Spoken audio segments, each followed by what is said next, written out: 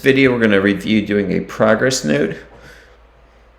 So I'm in Maryland and this is something that we have to do every 30 days. It's a little confusing why, because essentially in theory we should be reevaluating the patient every visit, but nonetheless it is a requirement. So like a daily note, I just go through and give like an overall summary of how Brett's responding to treatment. We can say Brett reports noticing significant improvements. He was worried he herniated a disc.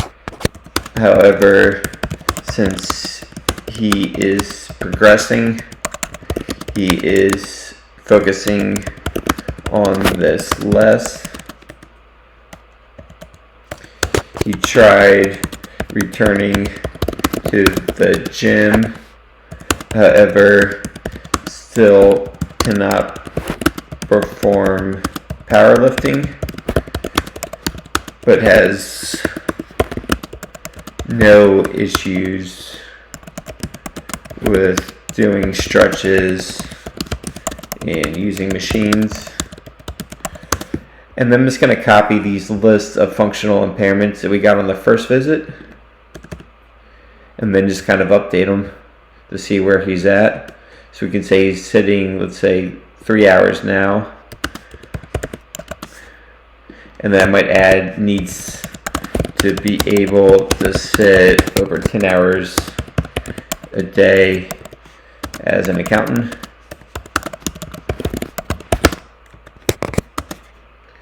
Bending forward past his knees, we can now say his ankles, lifting anything over 50 pounds, and any sort of new limitations that he's discovered. So let's say he's tried to run and he notices that he can't run past 3 hours. So just a breakdown, just patient's words of how he feels he's responding to PT, and then defining out any sort of functional limitations and anything else the patient has going on. This might include like other treatments, other medications, other lifestyle changes. Subjective, I'm going to go in and modify or change the score on the oscillatory. Then I'll update range of motion, knee flexion, or hip range of motion.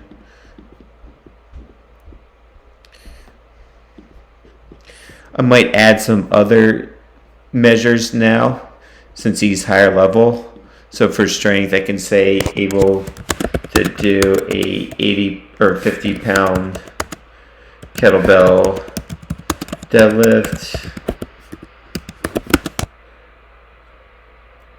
We could say off box, or I could word deadlift as hip hinging.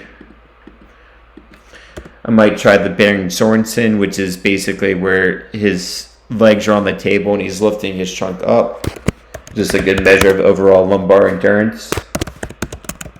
So we'll say you can do that for 37 seconds.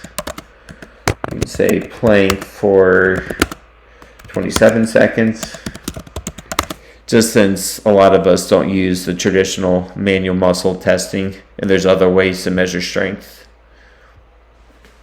Neurovascular, I might go in and add something like, let's say if his pain that was isolated to his low back now is radiating down one of his legs, I might go in and do a lower quarter neuroscreen, and then I would just mention the findings there.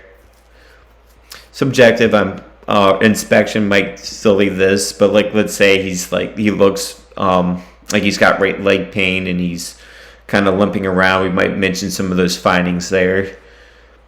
Or like let's say we're suspecting myotomal weakness in his quad, and we notice, like he says, steps are hard for him, and we notice on inspection he has to lean forward to get his weight past his knee joint. We might just mention this in the inspection area. And then assessment, just a little sentence about how he's responding to PT. So we can say Brett has shown progress with PT demonstrated by And I'm going to start by mentioning the subjective improvements or the functional improvements, and then I'll mention the objective. So we'll say improvements in sitting tolerance from 30 minutes at initial eval to 4 hours, and his ability to participate in recreational weightlifting. We'll mention his objective improvements, so we'll say objectively Brett's lumbar flexion range of motion has improved, or lumbar flexion range of motion, and the amount of time he can hold a plank has improved. We'll say Brett can benefit from continued PT to further improve his sitting tolerance and his ability to participate in weightlifting.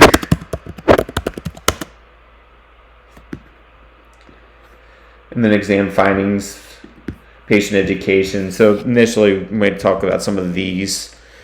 A lot of times we're also talking about like sleep, how anxiety, stress can play a role in a patient's playing. So just any sort of education I just mentioned here.